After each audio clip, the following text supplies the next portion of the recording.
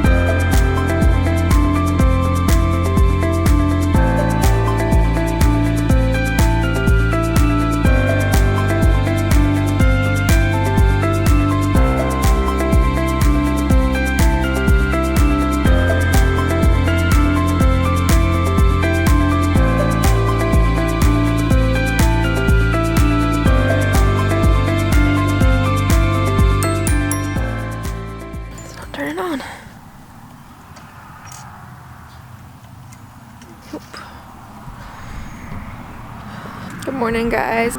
Well, we thawed faster than the snow fell, but we had a situation where there's a big pipe that busted that supplies our water for us and our whole city, and as a result, the city turned our water off. They said, we're going to turn it back on for you between the hours of 5:30 and 7:30 a.m.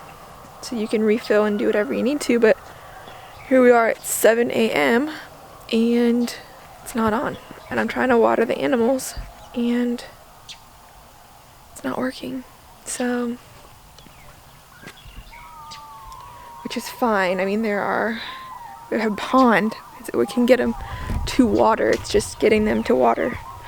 Getting them watered in their specific paddock here is going to be pretty much not an option at the moment. So here is actually a question I've been going through in my mind, and it was before even any of this, but I wondered about rainwater collection. Does anybody have any information on it, and would you leave it in the comments? In non-emergency situations, I was kind of thinking about setting up like a rainwater collection in strategic points of my pasture. But anybody have any input? Has anybody done rainwater collection for animal watering, and do you think it would work? Leave it in the comments and let me know. It would help me a lot.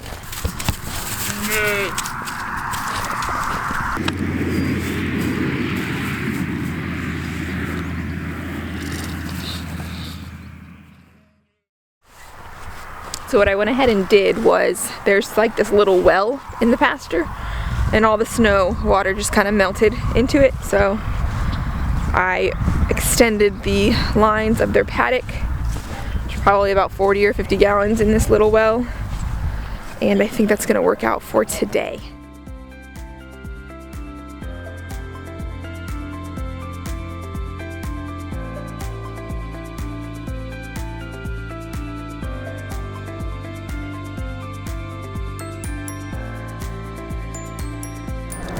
Guess that's better than nothing. Might take 4 days to fill, but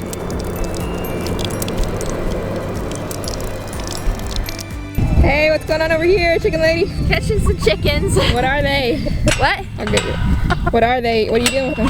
I'm bringing them out to pasture again. Woo! After the big old long frozen week.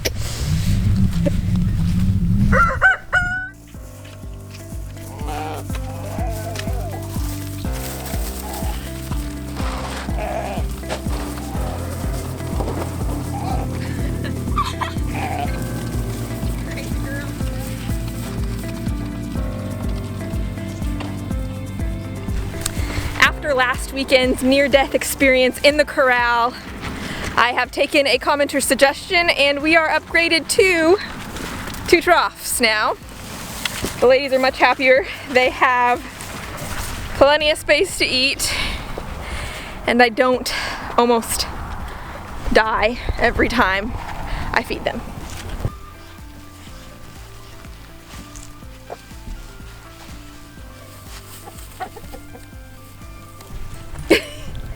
Sorry to wake you up, buddy. Just think it's so funny. So thus far we have been utilizing what is a cattle chute, and it's sort of a low profile cattle chute, I guess you could say. Nothing super fancy about it, but it is a cow size. And it's been okay because I have really experienced hands who know how to work with animals, and they can navigate sheep in a cattle chute. But what we're gonna do today is create something that is a little more optimal size-wise for the sheep, and will hopefully allow us to have a much easier time with whatever we need to do into the future. So I'm gonna be walking you through as much as I can of how it's constructed, and also gonna be giving you a tally at the end of how much it cost us. And if it's successful, I will be releasing a plans, sort of a free plans instructional DIY to Patreon supporters. So patreon.com/the Shepherdess. Supporters of any amount will get DIY plans to create a homemade sheep chute that so far is looking like it's going to be a lot less expensive than some of the commercial ones I was looking into.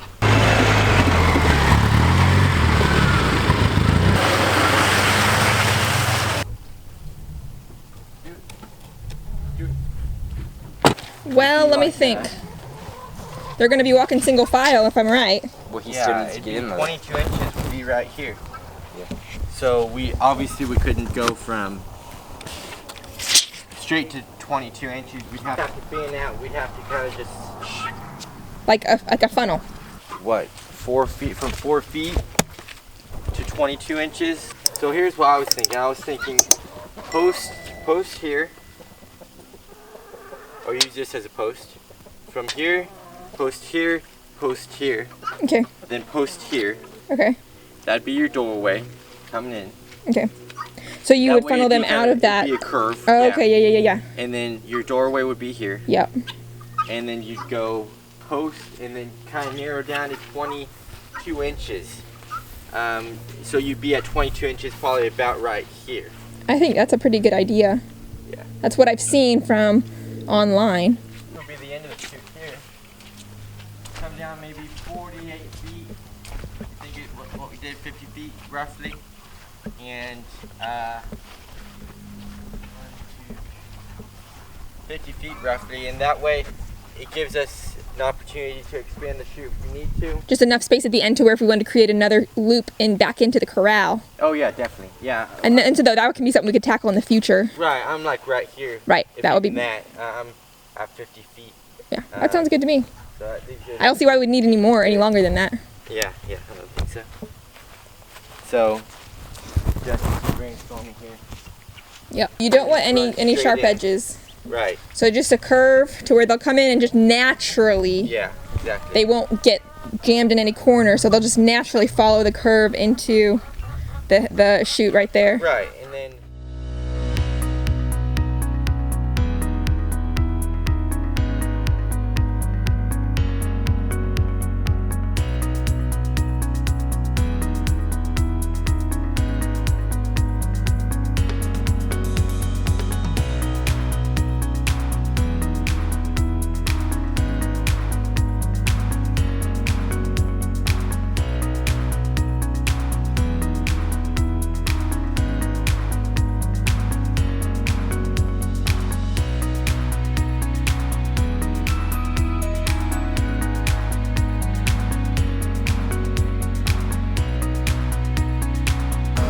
So that was a day. We got all of the posts in, we got the concrete going on for anchoring, and then tomorrow's goal is to, what's tomorrow's goal?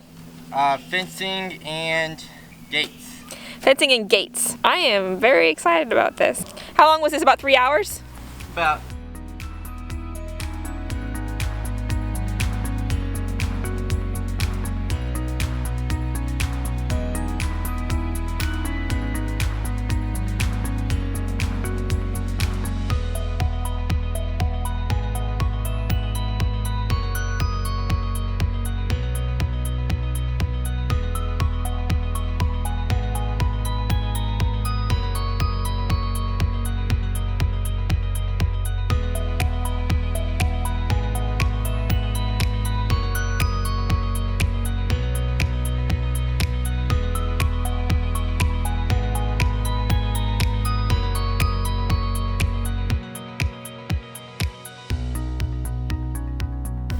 So general principle in animal handling is this, and I read it from a book by Temple Grandin, and that is that animals will naturally gravitate towards the light. So what we're doing with this chute here is our ultimate plan is to either put paneling or tarp on all of the hog panel that you see now, and that will make it completely dark except for at the end where they will come out. And that's exactly what we want them to do. We want them to see that light, go towards it, allowing us to be able to administer any of our treatments or basically anything that we're going to do in the chute, just getting them in that general direction.